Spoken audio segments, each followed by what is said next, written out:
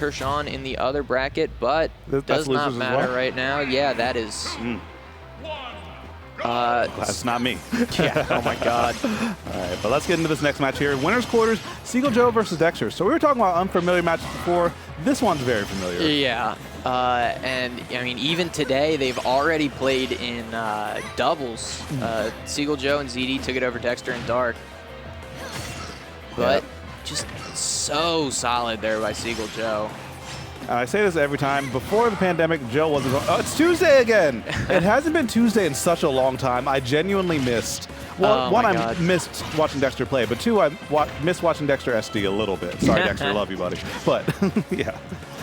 Oh, God, I do. I always love watching Dexter and Seagull Joe for similar reasons. Just like if you make a mistake, you just kind of die. Like, they're just both so solid. They both have such good fundamentals, and while they are prone to you know, a mistake from time to time, you'd be hard pressed to find it if you're playing against them. Yeah, and they both make you explode for different reasons. Like, Dexter will actually just kill you and you're dead at like 60. Yeah. Joe will capitalize on one mistake and you're dead maybe a minute and a half later, and Soul's a little bit crushed too. Yeah, the ledge trap from Seagull Joe, where he just sits there and spams the down tilt at the ledge. We've already seen that work, and that has got to be unbelievably frustrating. Ooh. But that's a good way to take your frustration out. I think Wolf back air is a you know, pretty good form of therapy. Exactly. And now, I mean, Seagull Joe is a full stock behind. He's going to need to put Dexter in the blender as soon as he possibly can in order to get anything going. But Dexter's not having any of it. Excellent pivot grab, and if he had full committed, hit that forward air, could have been a side B into the game. Yeah. Easy. And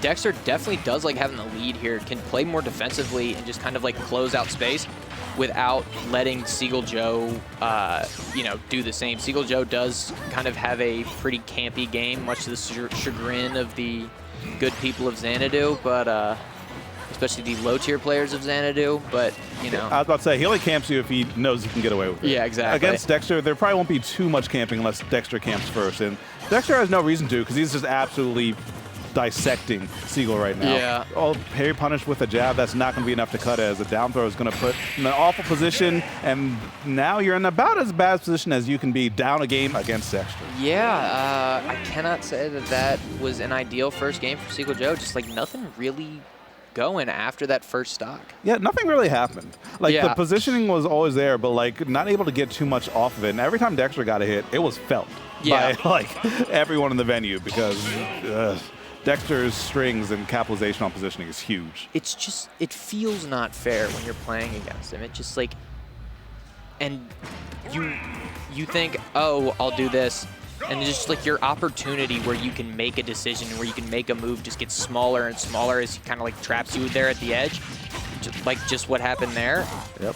And then, you know, that's 45, 58. And a taunt. I saw both of them synchronized shaking their heads. Neither of them meant to do that. I love, that's how I know that I'm matching too much. You know, Dexter plays with the Pro Controller. If I'm using the Pro Controller and I accidentally like go a little bit too hard, flip the D-pad. Ooh, but the F smash taking it and another full stock lead.